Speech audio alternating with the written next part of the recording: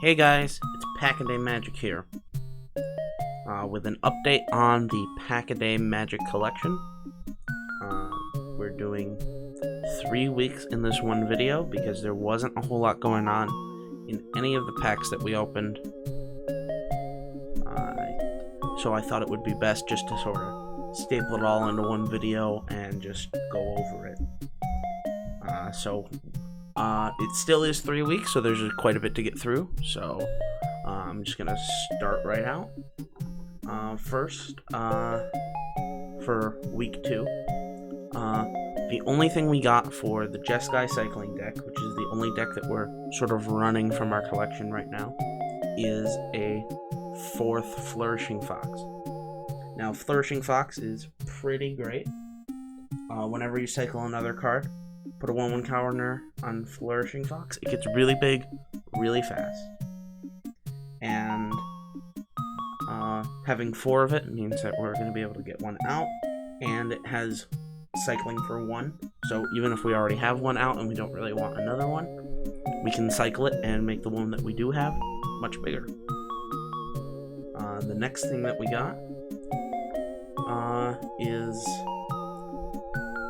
it's not really related. It's Ikoria Triumph. It's the green-blue-red cycling land.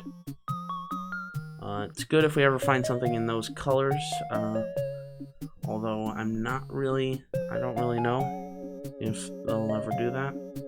Then going through a couple of the uncommons, we got a Wingspan Mentor and a Jubilant Skybonder.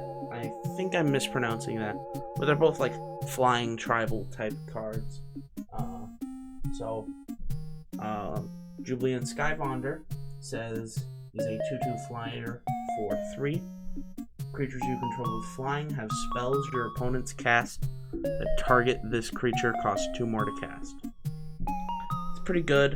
I think this is the next direction we're gonna go for making a deck out of what has been opened so far. So I think you're gonna see a deck list coming up for that real soon. Another thing we got is we got another Proud Wildbonder. So if we ever wanted to do a red-green trample deck, I think that would be good. Moving on to week 3, for our cycling, we got a second Ragwin Triumph. I'm gonna say Ragwin Triumph. And we got a 3rd Footfall Crater, a 4th Zenith Flare, and a 2nd Ominous Seeds. So really good week for us.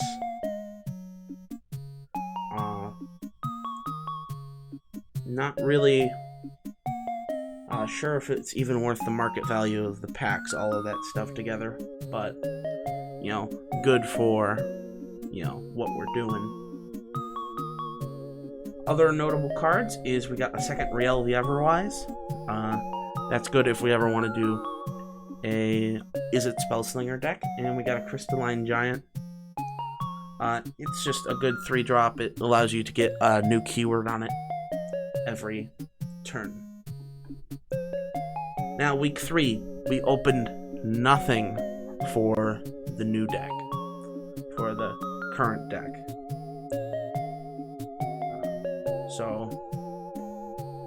But we did get a mythic. It was Nethroi, Apex of Death.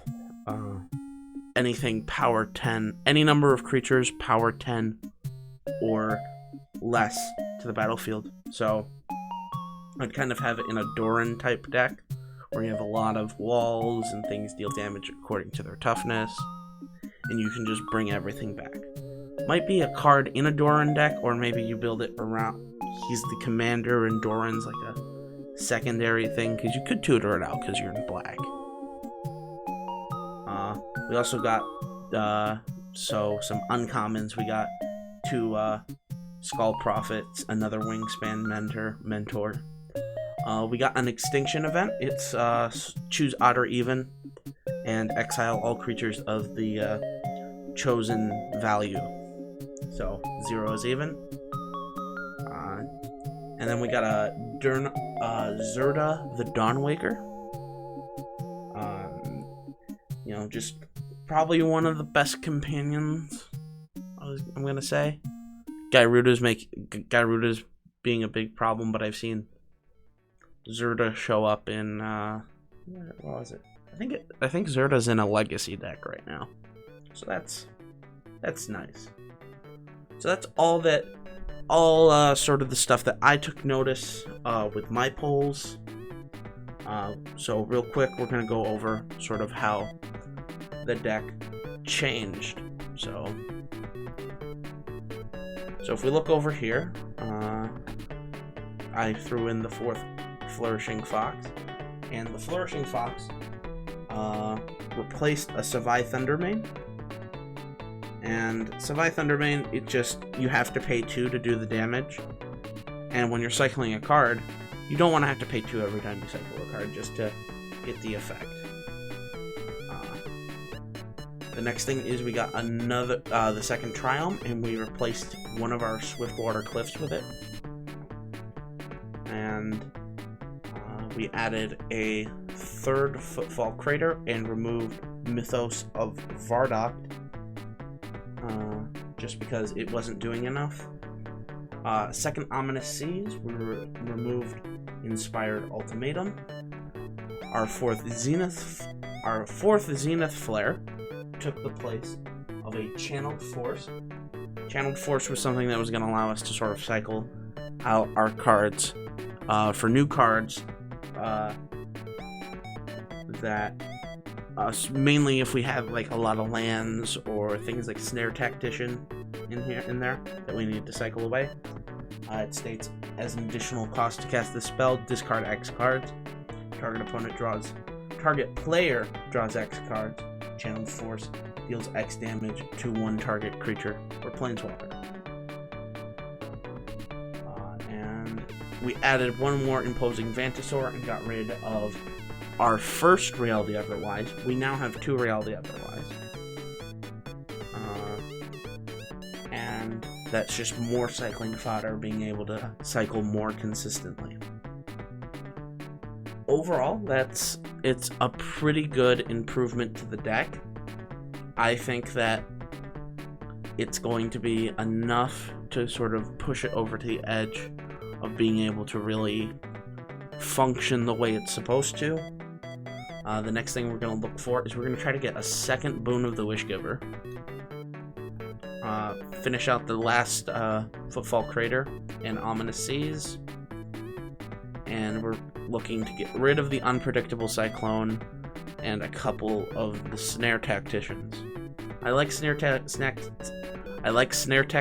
but you go through so much of the deck, and it's